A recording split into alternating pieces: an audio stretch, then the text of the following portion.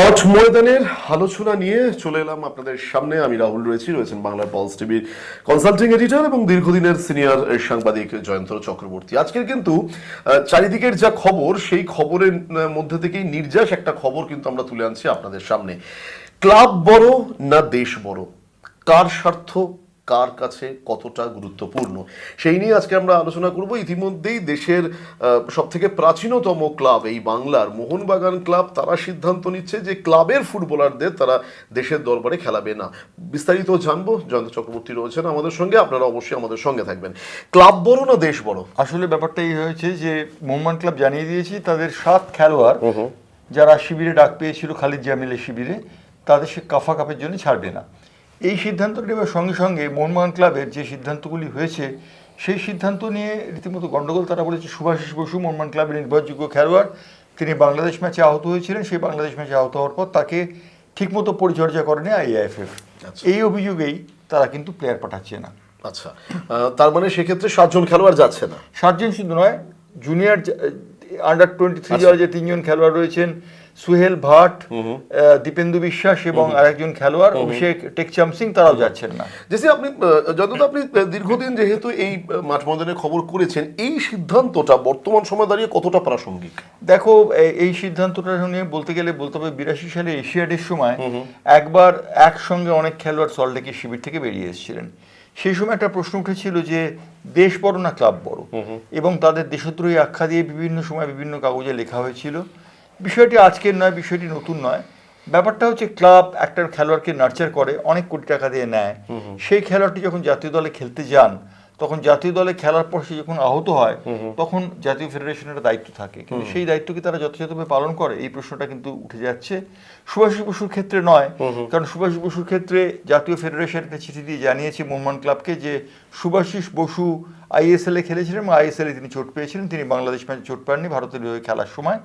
যদিও সেই ব্যাপারটা তর্ক সাপেক্ষ ব্যাপার, কিন্তু একটা সাধারণভাবে বলা যেতে পারে অল ইন্ডিয়া ফুটবল ফেডারেশনের কিছু দায় দায়িত্ব রয়েছে, সেই দায় দায়িত্ব তারা যথাযথভাবে পালন করে কিনা সেই প্রশ্নটা বড় হয়ে দাঁড়াচ্ছে। অল ইন্ডিয়া ফুটবল ফেডারেশন তাদের যে দায়িত্ব, সেই দায়িত্ব তারা যথাযথভাবে পালন করে কিনা এটা ঠিক। যখন ক্লাব বিদেশি প্লেয়ারদের নিয়ে আসে বা যে কোনো যখন প্লেয়ারকে কোনো ক্লাব তারা যখন নিয়ে আসে তাদের ক্লাবে খেলার জন্য, তখন একটা বিশাল অর্থের বিনিময়ে তাদেরকে কিন্তু সে একদম অনুশীলন, তাদেরকে থাকার জায়গা, সব কিছু দিয়ে তাদেরকে একদম পুরো গড়ে তোলা হয়। জাতীয় শিবিরে গেলে চোট পেলে এই বিষয়টা কিন্তু জাতীয় শিবির দেখছে না, এবং সেই সিদ্ধান্তের পরিপ্রেক্ষিতে মোহনবাগান ক্লাব কিন্তু এবার একাধিক খেলোয়াড়কে তারা জাতীয় শিবিরে পাঠাচ্ছেন না। আপনারা কি মতামত, আমাদের সাথে একমত কিনা অবশ্যই আপনারা জানাবেন। এই বিষয়ে দাঁড়িয়ে এআইএফএফ এর কি কোনো এখন প্রতিক্রিয়া? দেখো, এআইএফএফ এর প্রতিক্রিয়া হচ্ছে, এআইএফএফ বলেছে তাদের যে যদি কোনো খেলোয়াড়ের চোট লাগে সেটা তাদের মেডিকেল টিমকে জানানোর কথা, কিন্তু মেডিকেল টিমকে কোনো খেলোয়াড় নাকি রিপোর্ট করেন না, এবং সেই ক্ষেত্রে তাদের বক্তব্য যে জাতীয় গেমে যাদের ডাকা হয়েছে, জাতীয় ট্রায়ালে যাদের ডাকা হয়েছে, তাদের প্রত্যেককে হাজির হতে হবে। একটা নির্দিষ্ট সময়সীমা দেওয়া হয়েছে, তার মধ্যে না গেলে তাদের বিরুদ্ধে কি ব্যবস্থা নেওয়া হবে তা আমরা জানি না। খেলোয়াড়রা মধ্যখান থেকে বলির পাঠা হয়ে যাচ্ছেন, ক্লাব এবং এআইএফএফ এর গন্ডগোল, তার মধ্যে খেলোয়াড়রা বলির পাঠা হয়ে যাচ্ছেন, এ বিষয়ে কোনো সন্দেহ নেই। একদম খুব প্রাসঙ্গিক, খেলোয়াড়রা এর মধ্যে বলিপাটা হয়ে যাচ্ছে। তার কারণ যদি এআইএফএফ কোনো কঠিন সিদ্ধান্ত নেয় তাহলে সেটা খেলোয়াড়দের বিপরীতেই যাবে। তাহলে সেক্ষেত্রে জাতীয় শিবিরে হয়তো হতে পারে আগামী 1-2 বছর জাতীয় শিবিরের দরজা কি বন্ধ হওয়ার সম্ভাবনা থাকে? দেখো, জাতীয় শিবিরের দরজা বন্ধ হওয়ার থেকে বড় কথা ক্লাবের বিরুদ্ধে একটা ব্যবস্থা নেওয়া হতে পারে, শোকজ করতে পারে। তবে ক্লাবকে এখনই পর্যন্ত কোনো এআইএফএফ এর ধরনের কোনো মন্তব্য করেনি। কিন্তু যে বিষয়টি উঠে এসেছে সেটি হচ্ছে এআইএফএফ এর চিঠি দিয়েছে সুভাষিস বসুর চোট সম্পর্কে। তারা লিখেছে সুভাষিস বসু চোট পেয়েছিলেন বাংলাদেশ ম্যাচে নয়, তিনি আইএসএল খেলেছিলেন। তারপরে মার্চে খেলা হয়েছিল বাংলাদেশের ম্যাচটি এবং এপ্রিলে খেলা হয়েছিল আইএসএল এর খেলাটি, এবং সেই জন্য তাদের বক্তব্য যে আইএসএল এ যে খেলোয়াড়টি চোট পেয়েছেন ক্লাবের হয়ে খেলার জন্য, তার দায় দায়িত্ব সম্পূর্ণভাবে ক্লাবের, তাদের কোনো দায় দায়িত্ব নেই। কিন্তু প্রশ্ন হচ্ছে, এই কথা বলার পরও কি বলা যেতে পারে এআইএফএফ সর্বক্ষেত্রে কি একই ভূমিকা নেয়? ঠিক, দীর্ঘদিন আমরা এর আগেও দেখেছি যখন ক্লাব থেকে বহু বড় বড় খেলোয়াড় বেরিয়েছেন, পরে তারা জাতীয় শিবিরে গিয়ে খেলেছেন, তারা দেশের হয়ে সম্মান অর্জন করেছেন, একাধিক নাম। সেই সময়কার যে চিন্তা ভাবনা ছিল এবং এখনকার চিন্তা ভাবনা তো একটা পার্থক্য না, এখনকার চিন্তা ভাবনা কোনো পার্থক্য হয়নি। কারণ আমরা জানি যে অতীতে এমন হয়েছে যে বড় খেলোয়াড় তিনি চোট পেয়েছেন জাতীয় দলের হয়ে খেলার জন্য, তাকে কেউ দেখেনি। আচ্ছা, এই জিনিসটা অতীতে মানে এটা চলেই এটা আসছে। চলেই আসছে, সেই ট্র্যাডিশন সমানে চলছে, ট্র্যাডিশনের কোনো বিকল্প নেই, ট্র্যাডিশনের কোনো ব্যতিক্রম নেই। এবং এই ঘটনাটার জন্য বড় ক্লাবগুলি কিন্তু খেলোয়াড় ছাড়ার ব্যাপারে রীতিমতো চিন্তিত, তার কারণ তারা বহু কষ্টে দলটা করে, তাদের এই খেলোয়াড়দের পেমেন্ট করা, খেলোয়াড়দের স্পন্সর পাওয়া, সব কিছু ব্যাপার থাকে। সুতরাং তারা জাতীয় দলের জন্য খেলোয়াড় না ছাড়তে চাইলে বলতে হয় যে তারা সেক্ষেত্রে নিরুপায় হয়ে না ছাড়ে। অর্থাৎ ব্যাপারটা এরকমই দাঁড়িয়েছে যে মোহনবাগান ক্লাব যে খেলোয়াড়দের ছাড়ছে না, 7 জন খেলোয়াড় যারা ডুরান্ডে খেলেছেন, আইএসএল এ ভালো পারফর্ম করেছে, তারা ছাড়ছে না এই একটি কারণে, কারণ তারা মনে করছে যে এআইএফএফ তাদের দেখে না, এআইএফএফ না দেখার কারণে তারা ছাড়ছে না। অর্থাৎ নিজেদের সন্তান যেন নিজেদের ঘরেই থাকে, নিজেদের সন্তান জাতীয় শিবিরে গিয়ে যদি চোট পায় তাহলে সেক্ষেত্রে পরবর্তী পারফরমেন্স ক্লাব স্তরের যে ফুটবল লিগগুলো থাকে সেই সমস্ত ফুটবল লিগে এটা তার বিশাল এফেক্ট ফেলবে।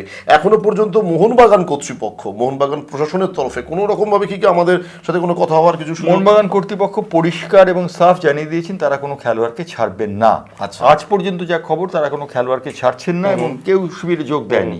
খালিদ জামিলের শিবির তৈরি হয়ে গেছে ব্যাঙ্গালোরে শিবির চলছে, কিন্তু কোনো মোহনবাগানের খেলোয়াড় সেখানে নেই। বেশ, খালিদ জামিল নতুন কোচের দায়িত্ব পেয়েছেন এবং এর আগে আমরা বারবার এই জাতীয় শিবির নিয়ে কথা বলেছি।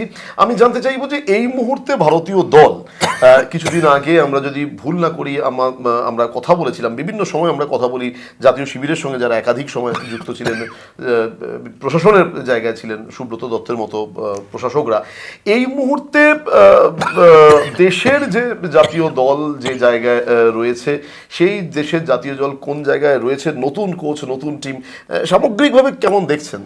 দেখো, সামগ্রিকভাবে কাফা কাপে ভারতীয় দল খেলবে। এই ভারতীয় দল কাফা কাপে খেলবে উজবেকিস্তান, তুর্কমেনিস্তান এবং এই দলগুলোর বিরুদ্ধে। সুতরাং ভারতীয় দলের একটা ভালো করার ফল রয়েছে এক্ষেত্রে, এবং তারা যদি করতে পারে তারা 133 থেকে ফিফা র্যাঙ্কিংয়ে তারা কিছুটা নামবে। কিন্তু যদি মোহনবাগানের খেলোয়াড়রা না যায় তাহলে কিন্তু ভারতীয় দলের কী হবে তা বলা শক্ত, কারণ ভারতীয় দল খানিকটা দুর্বল যে হয়ে যাবে সে বিষয়ে কোনো সন্দেহ নেই। 133-এ বর্তমানে ফিফা র্যাঙ্কিংয়ে টিম ইন্ডিয়া মানে ভারতীয় দল রয়েছে, তাহলে সেক্ষেত্রে খানিকটা নেমে যাবে, সেই দিকে অবশ্যই নজর রাখতে হবে। ফুটবল পেরিয়ে আমরা কি একটু ক্রিকেটের মাঠের দিকে যাই নাকি? আমরা ফুটবল পেরিয়ে অবশ্যই আমরা এইদিকে নজর রাখবো। আমাদের এই পর্যায়ের যে আলোচনা ছিল ক্লাব বড় না দেশ বড়, এই পর্যায়ের আলোচনা ছিল। একটা ছোট্ট বিরতিতে যাচ্ছি, বিরতির পর আমরা ক্রিকেটের খবর নিয়ে অবশ্যই ফিরছি। বিরতির পর আবারও ফিরলাম। বিরতিতে যাওয়ার আগে আমরা ফুটবল মাঠ নিয়ে কথা বলেছিলাম, ক্লাব বড় না দেশ বড়। এবার এই পর্যায়ের আলোচনা খুব সংক্ষেপে থাকবে, তা হচ্ছে অবশ্যই যে এশিয়া কাপের দলে ফিরে এসেছেন শুভমান গিল একেবারে সহ অধিনায়ক হয়ে। এটা অবশ্যই ইংল্যান্ডের মতো জায়গায় একটা দারুণ পারফরমেন্স, 2-2 করে সিরিজ ড্র করা, এবং ইংল্যান্ডের মতো জায়গায় 700-র ওপর রান অধিনায়কের ব্যাটে এসছে, এটা মনে হয় তারই পুরস্কার। দেখো, পুরস্কার হতে পারে একটা জিনিস, কিন্তু এটা তিরস্কার হয়ে গেল আরেকজন খেলোয়াড়ের কাছে, Sanju Samson. Right, Sanju Samson কিন্তু ভারতীয় দলের ওপেনের একদম নির্ভরযোগ্য ওপেনার ছিলেন এবং সঞ্জু স্যামসন টি-20 ম্যাচে খুব ভালো ফল করেছেন। শুভমান গিল আসার পর তার জায়গাটা অনেকটা অনিশ্চিত হয়ে গেল, এই বিষয়ে বলে দেবার কোনো অপেক্ষা রাখে না, এবং সঞ্জু স্যামসন যদি অনিশ্চিত হয়ে যান তাহলে তার দায় খানিকটা শুভমান গিলের উপর বর্তাবে। যদিও শুভমান গিল প্রত্যক্ষভাবে দায়ী নন, তাকে দলের সহ-অধিনায়ক করা হয়েছে। সহ-অধিনায়ক করা হয়েছে মানে তিনি দলের must. Sanju Samson cut off, Sanju Samson cut off, দলের মাস্ট একদম শুভমান গিল এবং অবশ্যই captain Suryakumar Yadav. Asia cup একদম টি-20 ফরম্যাটে এবারে এশিয়া কাপ খেলা হবে এবং ডেফিনেটলি ভারত পাকিস্তানও তো মুখোমুখি হচ্ছে। আমরা কিছুদিন আগেই আমরা একটা প্রতিবেদন এখান থেকেই করেছিলাম, এগিয়ে আসছে এশিয়া কাপ, কে অবশ্যই এগিয়ে থাকবে। তার মধ্যে সবার অপেক্ষা থাকবে সেপ্টেম্বর মাসে কিন্তু ভারত পাকিস্তান ম্যাচ রয়েছে সেই মুখোমুখির দিকে। তবে শুভমান গিলের টি-20 ফরম্যাটে ফেরা ডেফিনেটলি ভারতীয় দল আরো শক্তপোক্ত হলো, তা বলাই বাহুল্য। একটা ইঙ্গিত পাওয়া যাচ্ছে যে ভারতীয় দল সব ফরম্যাটে এক অধিনায়কের নেতৃত্বে খেলবে। শুভমান গিলকে তাই জন্য পরখ করে নেবার জন্য সহ অধিনায়ক করা হয়েছে, এমনটা অনেকেই বলছেন। আচ্ছা, তার মানে একদিকে টেস্ট, একদিকে টি-20-তে শুভমান গিল এবং সীমিত ওভারের ক্রিকেট, সীমিত ওভারের ক্রিকেট। তবে এখনো তো সীমিত ওভারের ক্রিকেটে তো মানে রোহিত শর্মা এখনো অবসর নেননি, তিনি ক্যাপ্টেন্সিতে রয়েছেন, কিন্তু রোহিত শর্মা এবং বিরাট কোহলি 2027 সালের বিশ্বকাপে খেলবেন কিনা তাই নিয়ে খানিকটা সন্দেহ দেখা দিচ্ছে, কারণ রোহিত শর্মা বিরাট কোহলির বয়স সেই সময় এমন জায়গায় গিয়ে পৌঁছবে তারা ফর্মে থাকবেন কিনা সন্দেহ।